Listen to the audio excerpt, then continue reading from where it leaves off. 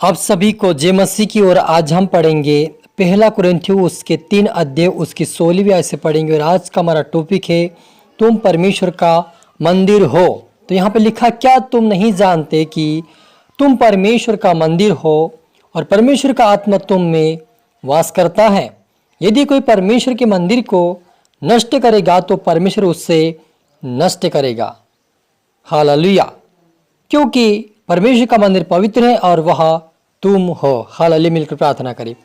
धन्यवाद स्वर्गीय पिता परमेश्वर, प्यार प्रभु जी, आज के वचन आज के कलाम से मेरे पिता हर एक से बातें कर प्रभु जी। जितना आज का वचन जितना प्रभु आपके बेटा बेटी सुने और देखे प्रभु आशीष बरकत पाए। और आज प्रभु जी आप अपने बेटा बेटी जितने देखे प्रभु आपके मंदिर बने, उनके जिन प्रभु तेरी आत्मा वास करे, उनको सिखाए समझाए मेरे पिता। पवित्रता में प्रार्थना वचन बने रहे, पाप से बुराई से दूर रहे और आपकी पवित्रता में चले। मदद सहायता कर खुदा ने यीशु, आप मुझ में होकर बोले मदद सहायता कर। सबको तेरा आत्मा शब्द हुए ये प्रार्थना दुआ यीशु तेरे मीठे मधुर नाम से मांगते हैं, आमीन। तो मेरे जी जो हमने यहाँ पर पढ़ा पहला कुरिन्थियों उसके 3 अध्याय उसकी 16 आयत से पढ़ा, क्या तुम नहीं जानते कि तुम परमेश्वर का मंदिर हो और परमेश्वर का आत्मा तुम में वास करता है। यदि कोई परमेश्वर के मंदिर को नष्ट करेगा तो परमेश्वर उसे नष्ट करेगा। हालेलुया। मेरे अजीजों, परमेश्वर का मंदिर आप और मैं हूं, क्योंकि परमेश्वर के वचन में यह भी लिखा है कि मेरा स्वर्ग सिंहासन है और मेरे पैरों की चौकी पृथ्वी है। तुम मेरे लिए कौन सा मंदिर बनाओगे? परमेश्वर कहता है, लेकिन वो ये भी कहता है कि तुम मेरा पवित्र मंदिर हो, इसलिए उसे नष्ट ना करो, अन्यथा तुम मेरे मंदिर को नष्ट करोगे तो मैं भी तुम्हें नष्ट करूंगा। मेरे अजीजों, आज ये परमेश्वर का मंदिर वो आप और मुझ में, परमेश्वर अपनी आत्मा के द्वारा आप और मुझ में वास करता है।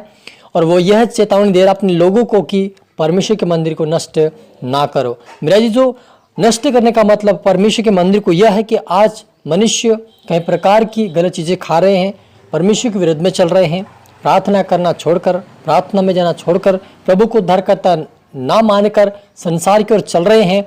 ऐसे लोगों को परमेश्वर कहता है कि मेरे मंदिर को नष्ट ना करो, अन्यथा मैं भी तुम्हें नष्ट करूंगा। तो मेरे जी जो परमेश्वर ने आप और मुझे इस वचन से चेतावनी दिया है कि तुम मेरा पवित्र मंदिर हो।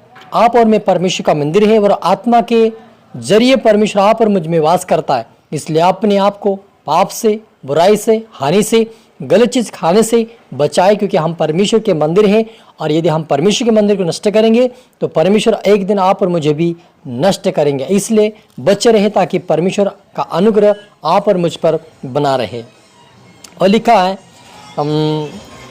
यूहन्ना रचित सुसमाचार 14 अध्याय उसके 17 आयत लिखा कि अर्थात सत्य का आत्मा जिसे संसार ग्रहण नहीं कर सकता, क्योंकि वह ना उसे देखता और ना उसे जानता है, तुम उसे जानते हो क्योंकि वह तुम्हारे साथ रहता और वह तुम में होगा। हालेलुया। मेरी जो सत्य का आत्मा जो प्रभु यीशु मसीह ने आप पर मुझे दिया है, वो परमेश्वर कहता है कि उसे संसार ग्रहण नहीं करता है, क्योंकि संसार मुझे उद्धारकर्ता नहीं मानता है। मेरे वचन को जानकर अनजान बने हैं, वो मुझे उद्धारकर्ता नहीं मानते, उनके अंदर वो परमेश्वर की आत्मा को नहीं जानते। लेकिन जितने लोग मेरे पास आएंगे, जितने मेरी खोज करेंगे, जितने मुझसे प्रार्थना करेंगे, वो उनके अंदर होगा और उनके जन्म में वास करेगा।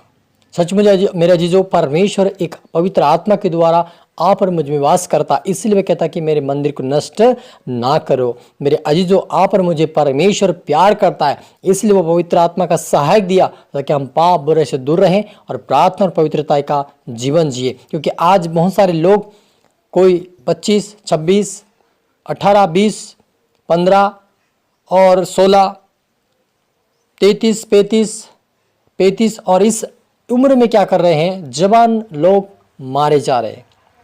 कारण क्या है? वो परमेश्वर की अधीनता में नहीं है और परमेश्वर के मंदिर को गलत रीति से इस्तेमाल कर रहे हैं, इसलिए वो नष्ट हुए जा रहे हैं। क्योंकि परमेश्वर ने जब आदम के समय, अब्राहम के ये नूह के समय में जब लोगों ने अधिक से अधिक पाप करने लगे, परमेश्वर की आज्ञा तोड़ दिया और अपनी मनमानी और मर्जी अपनी चलाने लगे, तो परमेश्वर ने बोला कि मनुष्य भी एक मनुष्य ही है और वो मिट्टी है।